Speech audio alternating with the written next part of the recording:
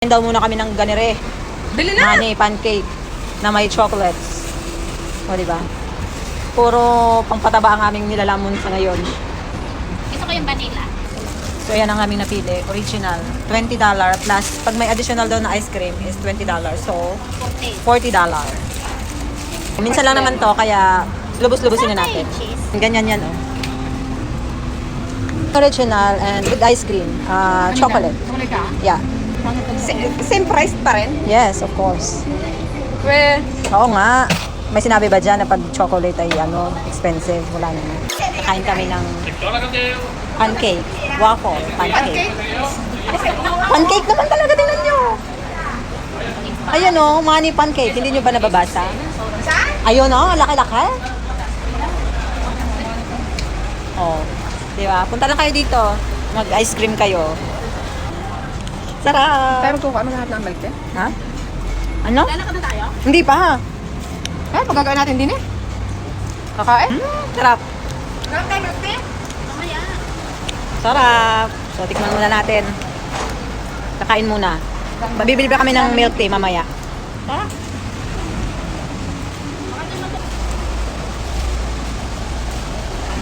Pupunta kami sa bilihan ng milk tea na buy one take one. Mag-milk tea ulit kami.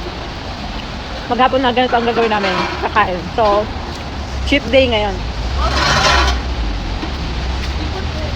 Ang sarap naman kainin ito.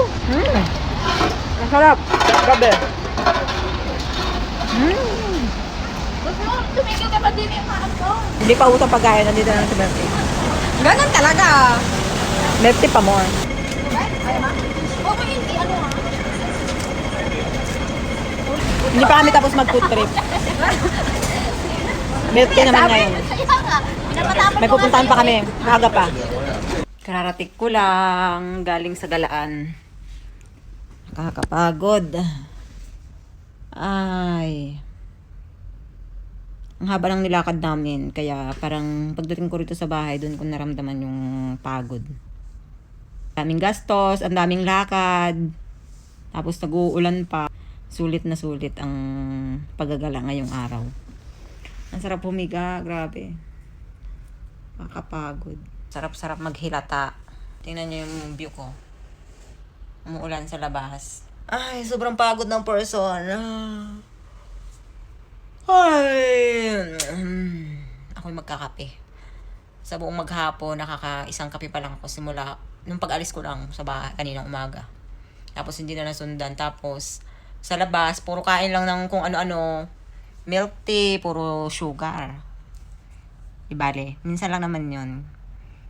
Kaya, okay lang yan. Cheat day, kaya kailangan natin niyang bawiin bukas. So, yun lang. Ako magpapahinga muna at magkakape. Kasi talagang pagod na pagod ang Disney Princess.